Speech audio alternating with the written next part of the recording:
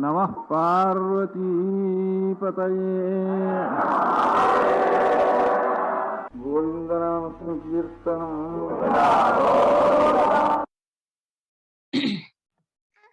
So, namaste everyone. So, very happy to see you all here once again. So, we'll start with an invocation before starting Srimad Bhagavatam.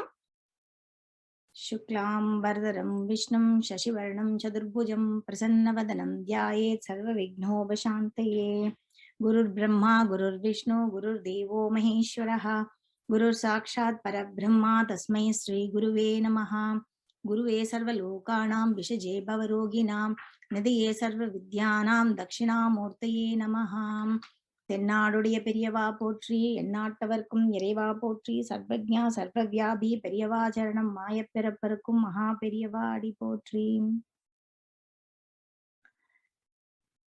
ஜன்மாத்யஸ்ய யதோ அன்வயாதிதரதஸ்சார்த்தேஷு அபிஜ்ஞः ஸ்வராட் தேனே பிரம்மஹ்ருதாய ஆதிகவயே முஹ்யந்தி யத் சூரயः தேஜோ வாரிமிருதாம் யதா வினிமயோ யத்ர த்ரிசர்கோ மிருஷாம் धाम्नां स्वेन सदा निरस्तगुहकं सत्यं परं धीमहि मूकं करोति वाचालं पङ्गुं लङ्घयते गिरिं यत्कृपातमहं वन्दे परमानन्दमाधवम्.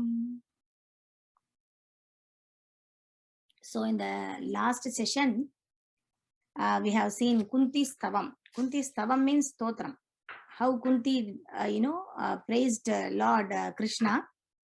Now we will see, after this Kunti has settled, now Pandavas were ruling the kingdom of Hastinapura. But Yudhishthira or Dharmaputra, he always had a feeling that he is responsible for all the massacre because the battle, has happened. So he always, he had that feeling. So he is responsible for the massacre of many innocent living beings.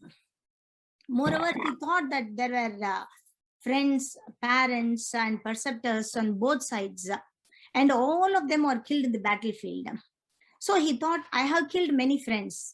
I have killed many friends of women, and I have, caused enmity to such an extent that it's not possible to even undo it by the material, some welfare work like yajna or yagam. That won't undo this. So he was thinking like that. Yudhishthira was thinking like that. So he thought, I should go to the scene of the massacre. He was afraid of having killed of many subjects in the battlefield. So what happened? So he wanted to go to the site of the massacre happened at Kurukshetra, but he wanted to take Krishna also along with him to see what's there in the battlefield. So, but Krishna, he asked Krishna to come along with Yudhishthira. So, but this Krishna, before going to that battlefield, he felt unconscious. At least for 2 hours or so, he felt unconscious. See, already Lord Krishna, he this has happened already. Like Krishna has already become unconscious once. That has happened once, Lord. When Draupadi was dragged to the court, and and Dushasana means Duryodhana's brother, his immediate brother. He tried to disrobe her. At that time, Lord Krishna, he fainted. That is, he was there at Dwaraka. He was there at Dwaraka playing with Rukmani Devi. He was playing that Ludo. And at that time, when this was happening at Hastinapura, in that big court, when Draupadi was dragged, pulled and she was disrobed. He was there. Lord Krishna was there in Dwaraka. But when Draupadi shouted, when Draupadi screamed Krishna's name, he fainted. But he fainted in the sense that he intervened. He intervened there at the court where Draupadi was disrobed, and he saved her honor. So now again, when Yudhishthira, started to go to that battlefield, Lord Krishna again fainted. So when he came to when Lord Krishna came to conscious, everyone asked, see what happened? Why? See what happened? Why are you fainted? Lord Krishna said, my mind has gone there already. Tat kadam me manah. That is, where is your brain gone? Where is your mind gone? He said, Bhishmacharya is now praying. He is now praying, and my mind has already gone there. So I have to tell about Bhishmacharya. See, this is Bhishma's Tavam. Bhishma is in the last, he is in the deathbed. He is in the deathbed. Rather, he is in the arrow bed. That is a bed made up of arrows. Namo Brahmanya Devaya, Namo Brahmane Vinayacha, Jagatpithaya, Devaya, Govindaya. These are all the stotrams done by Bhishmacharya. So Bhishmacharya has done all these stotram during the period of moksha, of his moksha. And that day is called a Ratha Saptami day. That day is Ratha Saptami day. Bhishma's breathing slowly, his breathing is stopping. He said, I don't have the energy. I don't have the energy to do prayers. Bhishmam Brahma Nishkale means I can't talk anymore. I don't have the energy. He shed tears. But I can do namaskarams. I can do namaskarams only like this. Only like this means by shedding tears. I can do namaskarams only like this. At Swami, Swami means Paramatma, Krishna Paramatma. He jumped there. He arrived there. Lord Krishna jumps out of the chariot and he said, how can I be anywhere? How can I be anywhere when you are shedding tears here? So he came with Pandavas. Krishna came with Pandavas. Pandavas thought, Bhishma would be in a very bad state in the battlefield like an orphan. They couldn't take it. They couldn't take it because they thought that he would be in a very pathetic situation. But what they saw was all, Deva Rishis, Raja Rishis, Brahma Rishis, all the great souls in the universe, the demigods, the Brahmanas, the kings were assembled there to see the chief of the descendant of the king Bharata. That is Bhishmacharya. Bhishmacharya is a descendant of Bharata, the king Bharata. So all the sages like, Parvata Muni, Narada Muni, Naradar, Dhaumyar, Vyasacharya. Vyasacharya is the incarnation of God himself, isn't it? So Bharadwajar, Parashuramar, and all the disciples of all the sages, Vashishtar, Indrapramada, so many, Atri, Kaushika, Sudarsana, and all are present there. All are present there around Bhishmacharya. All the Maharishis were assembled there. Even Shukacharya was there with his disciples. So it was a big conglomeration there. So Pandavas were silent. Even Dharmaputra, Yudhishthira is Dharmaputra. Yudhishthira, Dharmaputra, he also felt very sad and bad to see that their grandfather in this state, like he's in the arrow bed, isn't it? So, but now you can see this Lord Krishna, who is situated in everyone's heart, yet he manifests his transcendental form, by his internal potency. This very Lord, was sitting before Bhishmacharya. This very Lord whom he was praying, he's sitting before Bhishmacharya.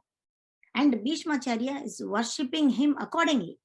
Like, that is, he could not worship him with the tulasi leaves, isn't it? He couldn't do that with tulasi leaves in the battlefield. He was laying in the deathbed. He is in the, he's in his last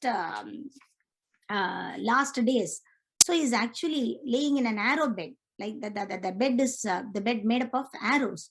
So at that time, at this place, he knows how to worship him. That is by shedding tears. He was very, very happy to see the, the Swami there. That is the Paramatma, Sriman Narayana, like Lord Krishna there. He was very happy. So the Pandavas were silently, sitting nearby, overtaken with affection of their dying grandfather. Seeing this, Bhishmacharya, he saw the Pandavas also, and he called them nearby, hugged them, congratulated them because they won the battle, isn't it? So congratulated them with feeling. They were all, there were loving tears of ecstasy in his eyes, and he was overwhelmed. He was overwhelmed by love and affection. He said to Pandavas, that is Bhishmacharya, he said to Pandavas, when you are all young, so young, very young, your mother, Kunti Devi, has suffered so much. She became widow with lot of children, with many children. And when you are grown up also, she suffered a great deal because of your action. So please don't discard her or forget her. Please don't forget her.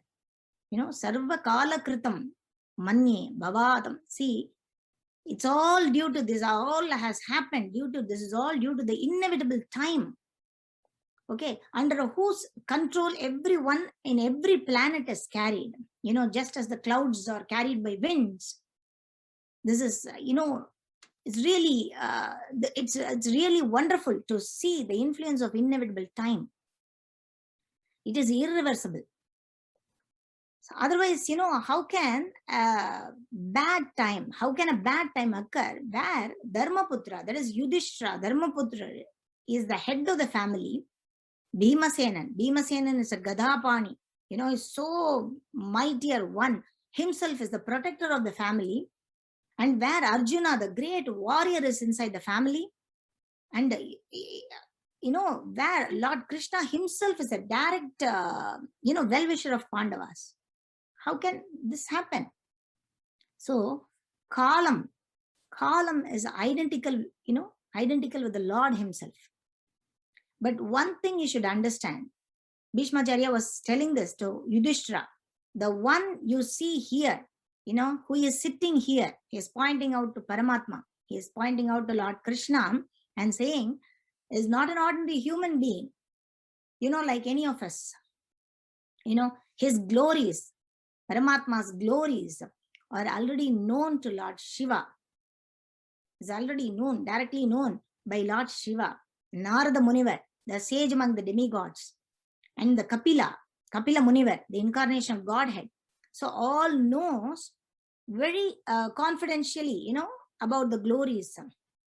So Yudhishthira, see this personality whom out of ignorance, only you thought to be your maternal cousin, your very dear friend, well-wisher, counselor, messenger, benefactor, etc., is that very personality of Godhead, Sri Krishna. See, is Krishna himself. So Bhishmacharya could not speak anymore because he was telling all this, he is exerting himself. So he could not talk anymore. He started to breathe fast. Seeing that, Krishna Paramatma, he asked Bhishmacharya, whatever you want, you ask for it. Okay, I will give you. If you want to go to Vaikundam, okay, I will give you that boon of going to Vaikundam. So please ask me. Whatever you want, you ask me. But Bhishmacharya, here in this case, Bhishmacharya is telling, Hey Devadeva, Sa Devadevo Bhagavan Pratikshatam. Means he was waiting. He's Sa Devadevo Bhagavan Pratikshatam Kalevaram. Means, Hey Devadeva, give me one boon. I'm going to leave this Kalevaram. Means I'm going to leave this body. This kindly await me at the moment when I quit this material body. So you have to give darshan with your 4 hands. You have to give darshan with your 4 hands, fully decorated, lotus face, with eyes as red as the rising sun, and with smiling face, when I leave this body. So nobody have the guts to say this, because, nobody will say that I'm going to leave the body. You should have the guts to say that. And Bhishmacharya said that because, Swachanta Mrityu Ikshadam, because Means he can die whenever he wants. He can leave his body whenever he wishes. Now Lord Krishna asked Bhishmacharya to give an anugraham.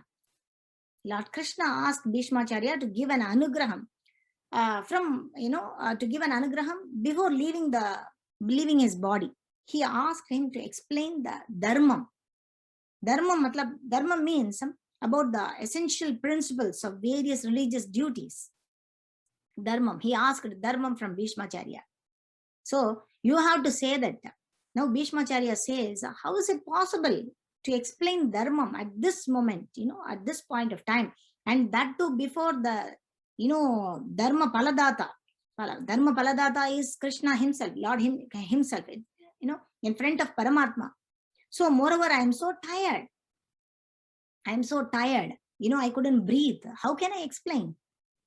But Lord Krishna saw Bhishmacharya from head to toe. That means Paramatma gave anugraham, Shakti or energy to Bhishmacharya by seeing him. Kataksham. Periva and all gives kataksham. That is, seeing us itself is a kataksham. Like that, Lord Krishna, he sees Bhishmacharya from head to toe. Immediately, Bhishmacharya, he regained the energy. He became like an youth and started explaining all the dharmams. Namo dharmaya mahate brahmane namaskridhi dharman rakshati sashwatan. See, he started first prostrating before dharma, saying, like, which is responsible. This dharmam is only responsible for holding our whole planet. See the rotation, the space, the correct, distance, space, time, which is holding. Dharmam is holding that. The whole entire cosmic,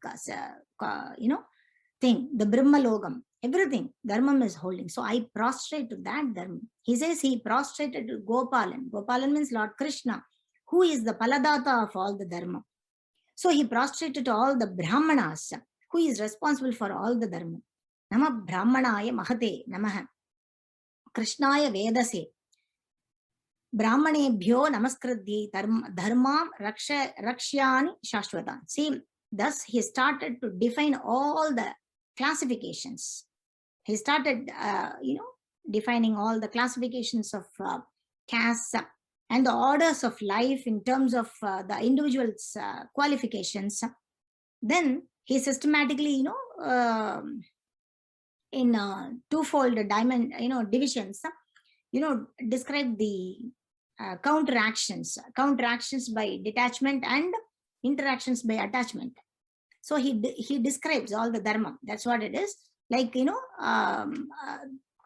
Bhishmacharya, he described. He then explained all the dana dharma, raja dharma, moksha dharma. He explained, see, dana dharma means he explained the divisions, acts of charity. Dana means charity, acts of charity, the pragmatic activities of the king and activities for salvation.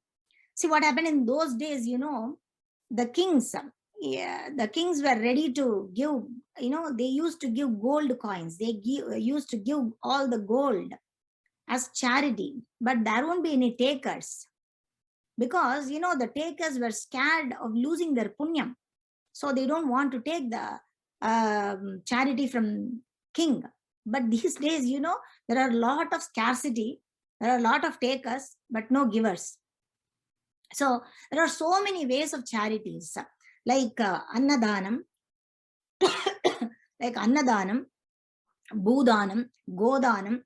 So for each and every dhanam means charity. For each and every dhanam or charity, certain punyam, certain punyam is there, prescribed there.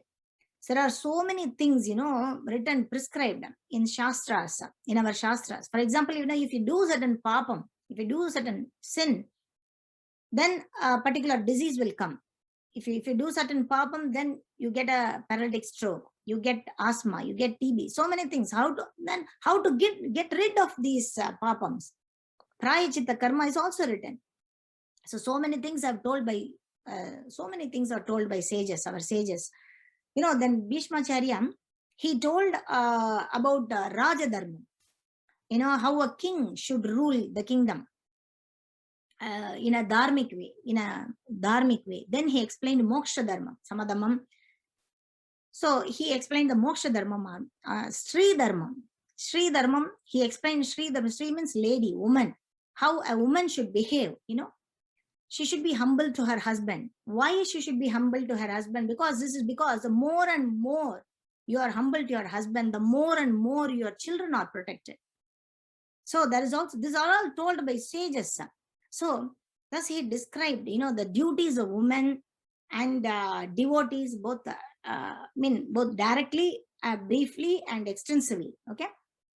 So he gave the Vishnu Sahasranamam. Bhishmacharya only, see, we are chanting Vishnu Vishnu Sahasranamam nowadays, no? So these Vishnu Sahasranamam is given by Bhishmacharya. He said, Devaki Nandanaya, see, he is pointing to Lord Krishna. And, he said, till this time, whatever Sahasranamam I've been chanting, this is, I have been chanting the Sahasranamam on him only, on this Krishna only. Okay, then he gave Siva Sahasranamam, Brahmana Nama, those people who are non-Brahmins, non-Brahmins but pure devotee of God, those people's namas.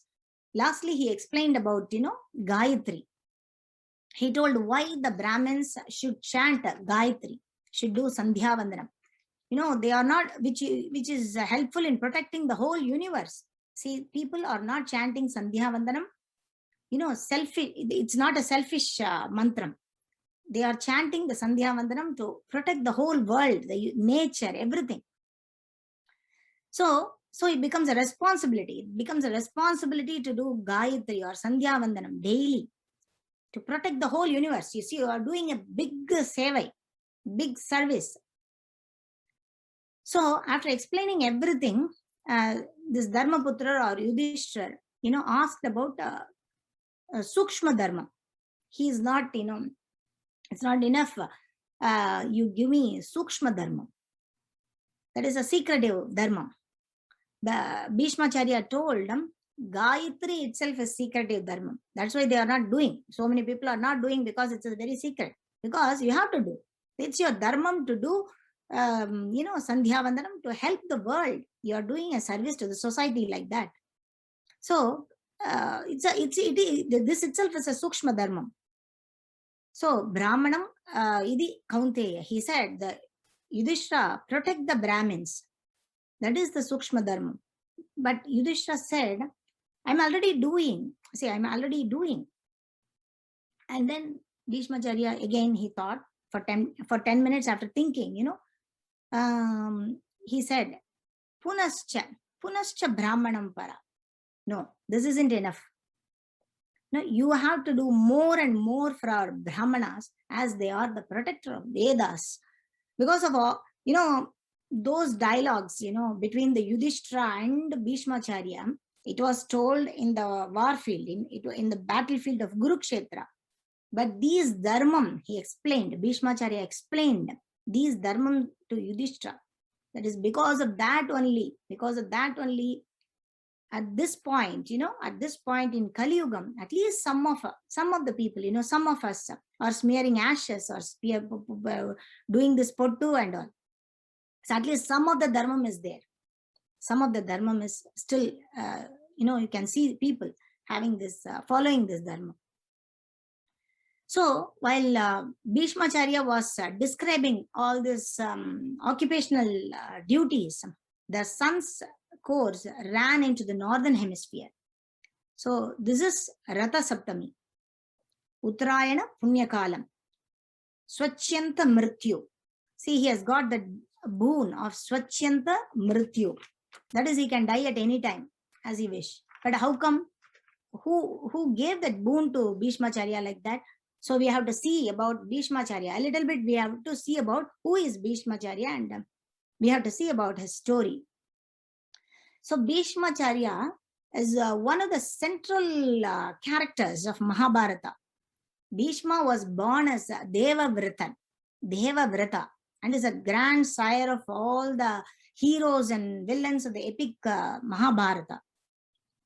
See, once the 8 Vasus, visited Vashishta's ashram. Vasus are like Gandharvas, they were all, in Devalogam.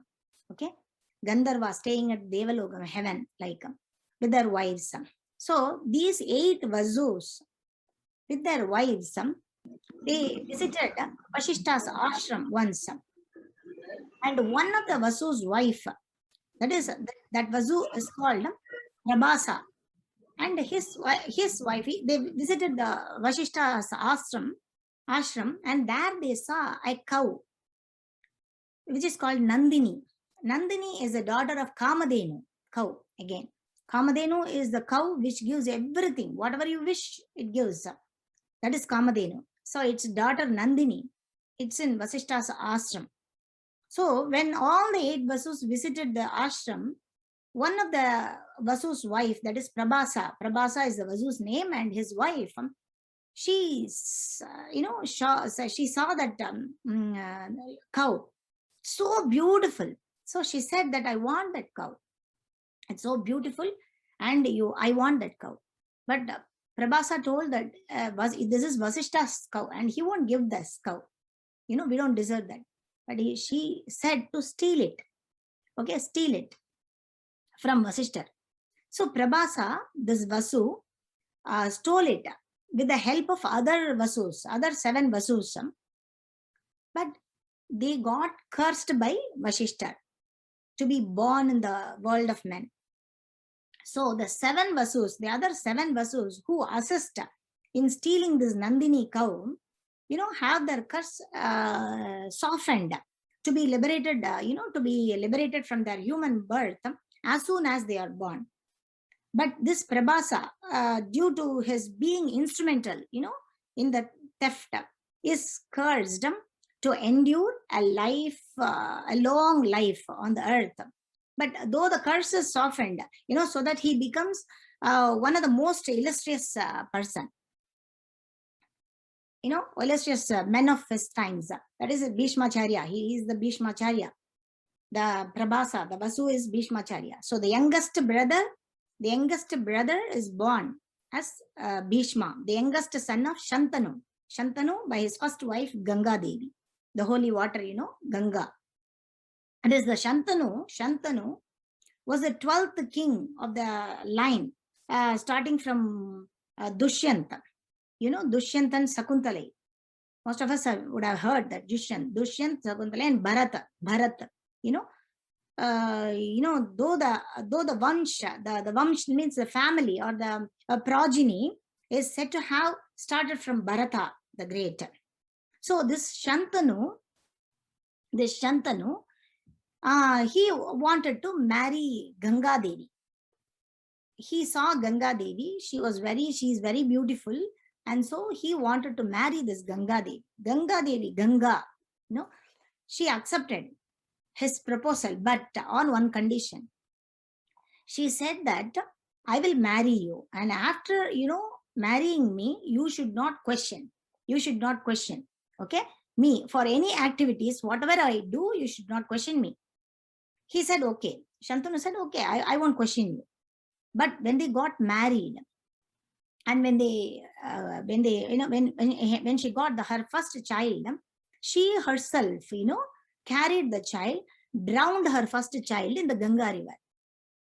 See, Shantanu was shocked to see, though Shantanu was shocked, to see that she drowned her first child, she, her activity and all, he never questioned, because, he questioned her as he was afraid that she may go away from him.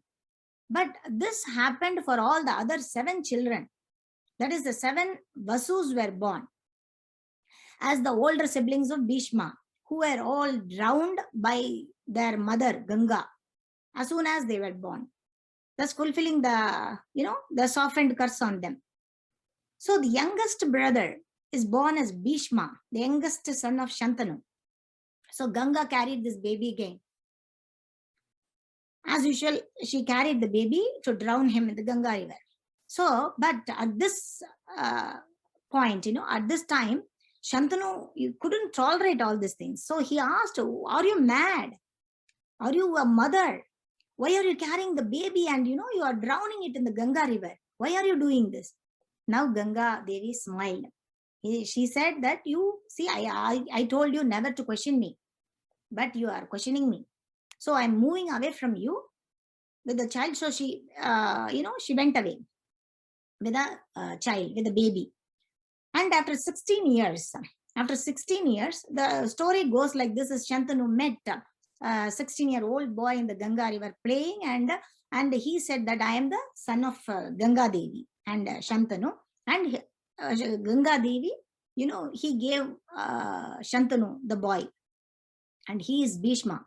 Before that, before becoming Bhishma, he is Devavratan. So by that time, Devavratan, he learned all the administration, political science, everything from Brihaspati, the guru of Devas, Vedas and Vedantas, from sage Vasishta himself, and archery from Parashuramar, also known as Bhargava, thus becoming an exceptionally skilled administrator and as well as an undefeatable warrior. Bhishmacharya is such a person. So the banner, the banner in the battle of Bhishmacharya was a golden palm tree. So he was known as Bhishma Pitamahar. That is Bhishma, the grandfather or the grandsire among the Pandavas and Kauravas. So Bhishma is considered as one of the greatest warrior, exceptionally skilled warrior, and a duty-bound officer, as the greatest example of the duty-bound officer. So Bhishma means he of terrible oath, referring to the vow of his long life, lifelong celibacy.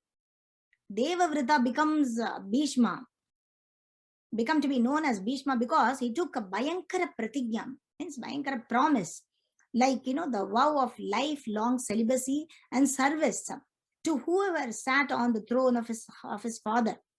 That is the throne of Hastinapuram. This is because, when his father, again, the Shantanu, he wanted to marry a fisherwoman called Satyavati. But this Satyavati, her father refused on the grounds that his daughter's children would never be rulers, as Shantanu already has a son, that is Devavratan. This made, Shantanu despondent because, depressed. So Bhishma came to, know about this, about his father's, despondent behavior and all. So to placate Satyavati's, Satyavati's father, Devavrita, promised that he would never stake a claim to the throne, implying that the child born to Shantanu and Satyavati would become the ruler after Shantanu. So, but at this point, what happened is, again, Satyavati's father retorted that even if Devavrita gave up his claim, okay, he's giving up his claim, okay, to the throne, his, that is Devavrita's children, would still claim the throne.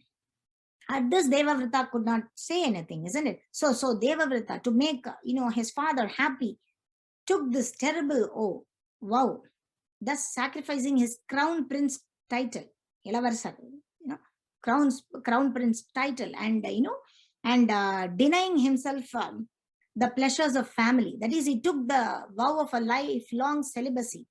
See, he got the immediate recognition because this cannot be done by anyone. So he got that immediate recognition among the gods, and his even, after the marriage also, he never told anything to his father. So his father Shantanu, he happily, he got married with Satyavati and all. And after a few months only, Shantanu knows that, that because of this Bhishmacharya, that is because of this taking the vow only, we got married. So he felt very, very sad. How come, I can't let my son to do that? But he gave the boon. Shantanu, he gave the boon of Ichcha Mrityu, that is control over his own death. He could choose the time of his death. So such a person is Bhishmacharya. You'll know, you see how this such a person is Bhishmacharya, and who is all pure. He is all pure by himself. And that too born to the pure Ganga Devi. Ganga is pure, isn't it? Ganga river is a very pure, you know. So that type of anugraham, that is the Icha Mrityu he got from his father Shantanu. Shantanu is also a very great king. You know, he belongs to the Bharata dynasty, and you know, he's a very great king. And his father is called Pratipan. And now all this, you know, this Bhishmacharya, such a kind of Bhishmacharya is now in the arrow bed. You know, he's lying there in the battlefield. And now Bhagavan Krishna is standing beside Bhishmacharya, you know, during his last hours, asking him to ask for any boons. So Bhishmacharya said, I don't want any boon. Let me now, you know, invest my thinking, my feeling, and, you know, willing, which were so long engaged, which are so long engaged in different duties, you know, unto the powerful Lord Krishna. I am submitting myself, you know. This Krishna is all self-satisfied, is all full of happiness, full of energy. He enjoys the transcendental pleasure by descending, you know, on this material world, although from him only this material world is created. So Bhishmacharya said, please give darshanam to me as a charioteer of Arjuna. You know, Partha Sarathi. Sri Krishna, you know, is the intimate friend of Arjuna. Is a very intimate friend of, on the battlefield, you know, the flowing hair of Krishna, you know, that flowing hair of Krishna has ashen. You know, it turned ashen due to that dust raised by the hooves of horses.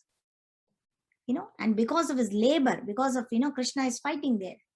He's a charioteer there, isn't it, in the battlefield. So because of his labor, beads of sweats wetted his face. All these decorations, you know, intensified by the wounds dealt by my sharp arrows were enjoyed by him. Let me have the darshan of Parthasarathi. Let me have the darshan in the battlefield. You know, Arjuna commanded Krishna to take the chariot in between the soldiers of Arjuna and Duryodhana. Senayor ubayor madhye ratam sthapaye achyuta. So, and while there, Lord Krishna shortened the lifespans, you know, of the opposite party by simply his seeing, like by his merciful glance. This was done simply by looking at the enemy. So let my mind, see, Bhishmacharya says, let my mind fix in the lotus feet. Moreover, when Arjuna got confused, you know, by ignorance, you know, upon looking upon the soldiers and, you know, commanders before him in the battlefield, Lord Krishna eradicated this, his ignorance by delivering a transcendental knowledge like Bhagavad Gita. He gave Bhagavad Gita, isn't it, to Arjuna. So may his lotus feet always remain in my mind. Tasmat sarveshu kaleshu ma manusmaran. Always think about me, meditate on me. When Krishna said that, Arjuna said immediately, okay, I will start to meditate on you. But Bhagavan said, after doing your duty, you know, you have to do your duty, your karma, and then meditate. You have to do your duty. So the duty should leave you. The karma should leave you. Like if, for example, if a doctor, you know, if a doctor has put a bandage, and if the patient asks, shall I remove this bandage now? The doctor will say the bandage itself will come out when you are cured. Suppose if you do something to this bandage, there is no need for you to remove the bandage. But if you remove before that, you know, then what will happen? This wound will not heal. Maybe the pain increases. So the wound will not heal. So this is similar to that. We should do our karma or the duty. Rest is in the hands of the God. So one day we will realize, one day we'll get the realization and be freed, from all this karma automatically. So Bhagavan gave this Atma Jnanam to Arjuna like that. So Bhishma said, in addition to this, you did one more thing. Like in the Kurukshetra, the Kurukshetra war, the Kurukshetra war has happened for 18 days. Bhishma was the commander-in-chief for first 10 days, and Dronacharya for next 5 days, and Karnan for 2 days, and half a day Ashwatthama and half a day Shalyan. So that's all. The battle is over. But during that 10 days, 10-day war in the battle, one day what happened? Duryodhana came. Duryodhana went to Bhishma in the morning time and said, you are not playing fair. Okay, you are so biased. You never loved me. See, you always loved Arjuna only. So hearing that, Bhishmacharya told, I have been fighting, I have been fighting on your side in this ripe age, shedding blood. And you did not have any, you don't have any compassion, kindness, pity, or sympathy. Rather, you blame on me, saying that you are biased, But Duryodhana said, no, you have been fighting for all the 9 days, okay?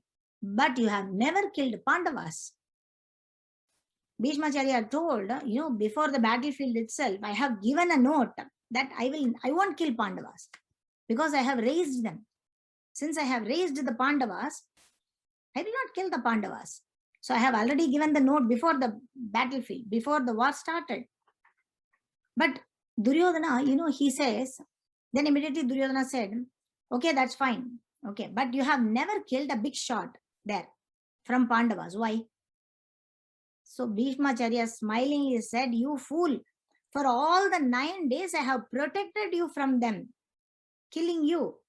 So this itself is a very big job for me. But Bhishmacharya could not take the words of Duryodhana.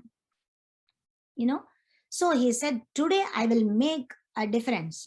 Today what I will do is I will make Lord Krishna to take his weapon. Because Lord Krishna has promised, Paramatma has promised not to take his weapon in this battle, this Kurukshetra war. Everyone knows that. But but everyone knows as Krishna, is so intimated to Arjuna. And if anything happens to Arjuna only, he will take his weapon. So now Duryodhana becomes sure that, Arjuna is going to be killed in this war today. That is that day. So that day became a terrible day. It's a very powerful day. Bhishmacharya was in the full form. He is like a tsunami. So he poured arrows like anything. See, the arrows broke even the kavacham, even the kavacham, that is the armor of Lord Krishna, and the blood was oozing out. Krishna was so surprised. Why he is doing like that? He, immediately he wanted to check Arjuna there. He is the charioteer. He wanted to check Arjuna behind. How is he? How is he doing? See, when he turned back and saw Arjuna there, he is full of arrows. He is covered with arrows, full of. Now, Lord Krishna became so angry. Why is this Bhishma so furious? So he just looked back to see that Arjuna was fully covered with arrows. So Bhagavan could not take this. And now I am going to show who I am. Who am I? So he just threw the rope, the chariot rope, as he was a charioteer, and he threw the rope behind and jumped from the chariot, took his chakram, that is a wheel, and sprinted towards Bhishmacharya to kill him. So seeing this scene, the scene was happening. Seeing this scene, everyone in the battlefield was scared, got scared. They were all screaming. Saying, Hato Bhishma, means Bhishma is dead, Bhishma is gone. But immediately Bhishma, what happened is, Bhishmacharya, he threw his bow and arrow, raised his both hands, on the top of his head, prostrated Krishna, saying, don't say Bhishmacharya is dead. Bhishmacharya, Bhishma has gone to moksham. Say that. Bhishma said, I am a aputran. I am a brahmachari. Krishna, come. Just come. If I get, if I got killed by you, who will get that punyam? Who will get that bhagyam of getting killed by Krishna himself? So please, Krishna, come on. Come. Take my life. But Arjuna, what happened? He immediately jumped out of the chariot and he caught hold of Krishna's feet. Katanchit dasame pade means he got, but Krishna, he kept 10 steps along with Arjuna holding his legs. Then he looked down to see that, Arjuna was holding his legs. He asked, why are you pulling me? See, why are you pulling me? Arjuna said, this is a fight between a grandfather and me, my grandfather and me. So who are you to interfere in this? Krishna laughed. What is this? What is this happening? So why? This is because once, when Arjuna was young, when Arjuna was a baby, Bhishmacharya carried him in his lap at that time. And this Arjuna called him father. Bhishma shed tears. He said, I am not your dad. Pandu is your dad. But that type of relationship, that type of relationship is with Bhishmacharya and Arjuna. So he said that, you can't do anything to my grandfather. Bhishmacharya says, fulfilling my desire and sacrificing his own promise of not taking the weapon, he got down from the chariot, took up his wheel, that's a chakram, and ran towards me hurriedly, just like a lion, goes to kill an elephant. He even dropped the, outer garment on the way. Bhishmacharya said, Krishna protected Arjuna as a head of the family. A head of the family protects his family at any cost. Similarly, he protected. Now, Bhishmacharya says, at the moment of death, let my ultimate attraction be on Lord Krishna. I concentrate my mind upon the charioteer, that is a chariot driver of Arjuna, who stood with a whip in the right hand, and the bridle rope in his left hand, and which was very careful in to give protection to Arjuna's chariot by all means. Those who saw him in the battlefield, those who saw him in the battlefield of Kurukshetra attained their original form of original forms after death.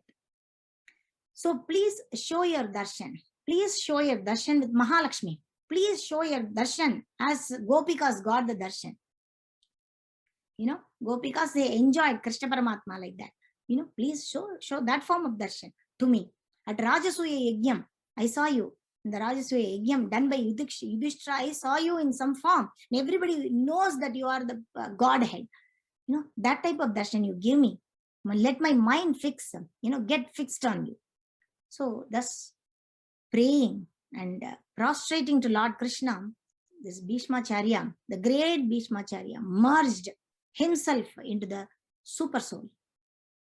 Lord Krishna, the supreme personality of the Godhead, with his mind, the speech, sight and action, and thus became, silent, and thus became silent, and his breathing stopped. So thus he merged into the unlimited eternity of the supreme absolute. So all present there became silent, like birds at the end of the day. So thus this is called the Bhishma Stuti, Bhishma Stava Rajam, Bhishma Stava Rajam, because Bhishma Stava means Bhishma at that time of deathbed, he did all these stotrams in front of Krishna. This is a beautiful Bhishma Stuti, and we get lot of punyams hearing this Bhishma Stava Rajam. So let us all pray to God that we have to get all the good things in our life, and we should enjoy all the good things. So let me conclude this session with this Bhishma Stavam. This is a beautiful thing. This is a beautiful stuti, and one has to read all this Bhishma Stavam. So we'll conclude this with Purnamadam. Om Purnamadah Purnamidam Purnat Purnamudachyate Purnasya Purnamadaya Purnamevavasishyate. Om Shanti Shanti Shanti. Thank you all. Thank you. See you in the next session. Okay. Bye. Ram. Ram. Ram Ram. Bye. Bye. Bye. See you all. Ram Ram. Ram Ram. Bye. Ram.